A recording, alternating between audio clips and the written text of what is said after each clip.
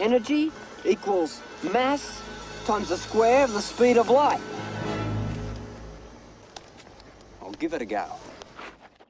Yahoo Serious wasn't just another filmmaker. He was a cultural curiosity. By the late 1980s, he had risen to become one of Australia's most talked about independent artists, breaking ground as the first Australian to write, produce, direct, and star in a major film. That film was Young Einstein in 1988. But what followed wasn't the story of success, but rather a tale with sharp and unexpected turns. One that would eventually leave him squatting in a beachside house owned by someone with dementia.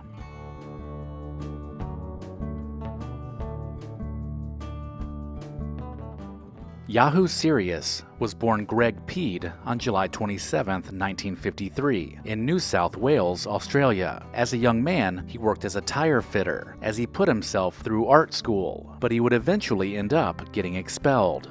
Shortly after, he began merging his artistic skills with absurdist comedy, which he applied to his new interest, filmmaking. This is also around the time when he changed his name to Yahoo Serious. At 21, he wrote, produced, and directed Coal Town, a documentary that explored the socio-political background of coal mining. It hit screens in 1977, and the next year he made a documentary TV series called Lifestyle, which won the award for Best Australian Education Documentary. After traveling across Asia, Europe, and even America, he began to conjure up a new idea for a film. One that was inspired by simply seeing someone wearing a t-shirt that showed Albert Einstein sticking out his tongue.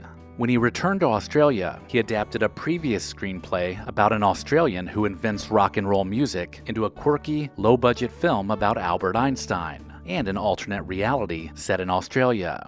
Yahoo Serious is Young Einstein. Young Einstein was the result, and getting it made was not easy. Serious even sold his car to generate funds for filming. He borrowed cameras and even had his mother cooking meals for the crew. He was determined to get it made, and eventually it was. About 4 years after production began, he had a finished movie, and he also had an American company now backing the project, Warner Brothers.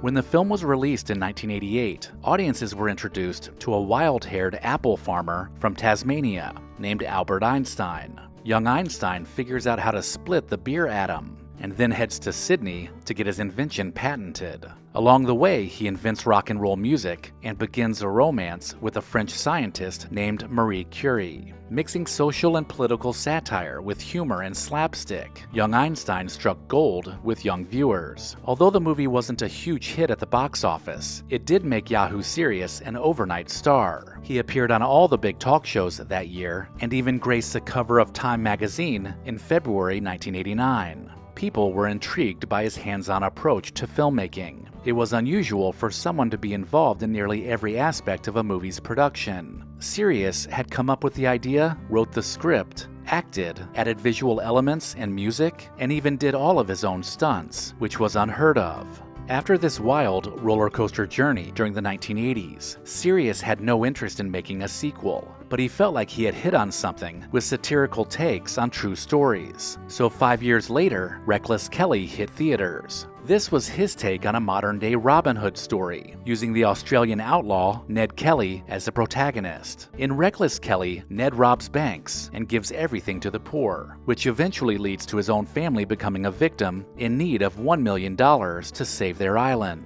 So Ned heads off to the land of opportunity, California, to rob banks, but his talents quickly turn him into a movie star. Recollection had the same quirky vibe as Young Einstein, but it didn't do nearly as well at the box office, or gain the same popularity, so it faded away pretty fast. By 1996, Serious was considered an Australian treasure. He was celebrated for his contributions and awarded an honorary doctorate from the University of Newcastle. And in 2000, during the opening ceremonies of the Olympics held in Sydney, Australia, he was an invited guest. His third and final film was called Mr. Accident in 2000. This movie focused on the world's most accident-prone guy and his UFO-obsessed girlfriend. As you can guess, this one was a commercial flop, but it did find somewhat of a cult following later on.